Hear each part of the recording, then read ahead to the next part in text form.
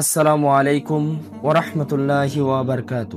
রিজিকের ফজিলত সম্পর্কে পর্ব 2 আপনাদের সামনে পেশ করে শোনাবো ইনশাআল্লাহুল আজিজ। রাসূল সাল্লাল্লাহু আলাইহি সাল্লাম বলেছেন, যে ব্যক্তি আল্লাহর কিতাব কোরআন থেকে একটি হরফ পাঠ করে সে তার বদলা একটি নেকি পায়, আর একটি নেকি হবে 10টি নেকির সমান। আমি আলিফ লাম মিম কে একটি হরফ বলছি না, বরং আলিফ একটি হরফ, লাম একটি হরফ এবং মিম একটি হরফ। উকবা ইবনে আমের রাদিয়াল্লাহু আনহু থেকে বর্ণিত, তিনি বলেন, রাসূল সাল্লাল্লাহু আলাইহি সাল্লাম বের হলেন। আমরা তখন সুফফায় অবস্থান করছিলাম।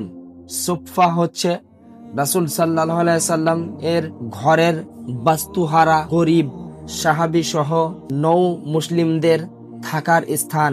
তিনি বলেন, তোমাদের মধ্যে কে আছে যে প্রত্যেক দিন সকালে বুতহান অথবা হাক্কিক উপত্যকায় গিয়ে সেখান থেকে কোনো প্রকার পাপ বা আত্মীয়তার বন্ধন ছিন্ন করা ছাড়া উঁচু কুজ বিশিষ্ট দুটো উট নিয়ে আসতে ভালোবাসে? আমরা বললাম, হে আল্লাহর রাসূল, আমরা তা করতে ভালোবাসিনি।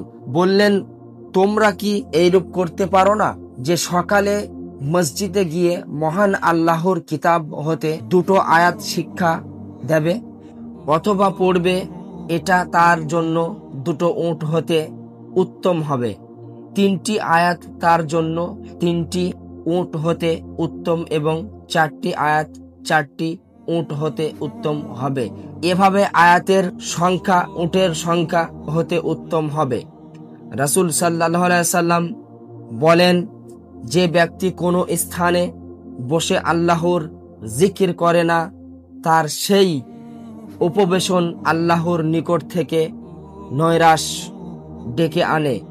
আর যে ব্যক্তি কোনো শয্যায় শায়িত হয়, আল্লাহর জিকির করে না, তার সেই শয়নাও আল্লাহর কাছে নৈরাশ্যের কারণ, অর্থাৎ এই উদাসীন অবস্থা তার জন্য ক্ষতিকর তথা হতাশা ও আক্ষেপের কারণ।